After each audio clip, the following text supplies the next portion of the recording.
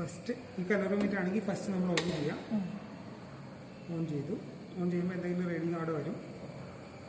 On ചെയ്താൽ ശരിക്കും പറഞ്ഞാൽ എല്ലാ കലോറിമീറ്ററും ഒരു മിനിമം 10 മുതൽ 20 മിനിറ്റ് വരെ വാം ടൈം കൊടുക്കണം എന്നാണ്. ആദ്യമേ ഓണാക്കിയിടണം എന്നാണ്. അത്രയും എക്യുറസി വേണമെങ്കിൽ അത് സ്പെക്ട്രോമീറ്ററാണ് കൂടുതൽ ചെയ്യാറുള്ളത്. കലോറിമീറ്റർ അത്രയും ശ്രദ്ധിക്കാറില്ല. ചൂട് കൂടിപ്പോയി കുഴപ്പമില്ല. ഇല്ല, കുഴപ്പമില്ല. എല്ലാ അനലിറ്റിക്കൽ ഇൻസ്ട്രുമെൻസിനും 20 മിനിറ്റ് വാം ടൈം വേണമെന്നാണ്. ഈ ബാലൻസ് ഉൾപ്പെടെ ഫസ്റ്റ് ഒരു 20 മിനിറ്റ് കഴിഞ്ഞിട്ടാണ് അല്ലെങ്കിൽ ഇങ്ങനെ ഡ്രിഫ്റ്റിംഗ് വരാൻ ചാൻസ് ഉണ്ട്. ഫസ്റ്റ് ഓണാക്കിയ ശേഷം നമ്മളതിൽ വേവ് ലെങ്ത് സെലക്ട് ചെയ്യണം. നേരത്തെ വീണ്ടും പറഞ്ഞ എത്രയാണ് 490 അല്ല, 490 400 450 490 വേവ് ലെങ്ത് സെലക്ട് ചെയ്തു. ഓക്കെയാണ്. ഓൺ ചെയ്തു, വേവ് ലെങ്ത് സെലക്ട് ചെയ്തു. അതിനുശേഷം നമ്മൾ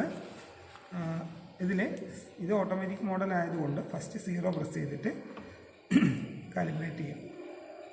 എന്ന് വെച്ചാൽ 0% ട്രാൻസ്മിഷനോ 100% ട്രാൻസ്മിഷൻ സെറ്റായി. ഓക്കെ. അതിനുശേഷം നമ്മൾ ബ്ലാങ്ക് വെച്ചിട്ട് കാലിബ്രേറ്റ് ചെയ്യുന്നു.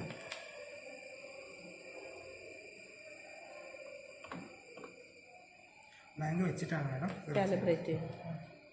സ്റ്റെപ്പ് വിട്ടുപോയി. നമ്മളെ വേവ് ലെങ്ത് സെലക്ട് ചെയ്ത് കഴിഞ്ഞാൽ ബ്ലാങ്ക് വെച്ചിട്ടാണ് 0 ചെയ്യുന്നത്. 0 ചെയ്തു. അപ്പോൾ ഇത് ഓക്കെയാണ്. അതിനുശേഷം സാമ്പിൾ വയ്ക്കുക.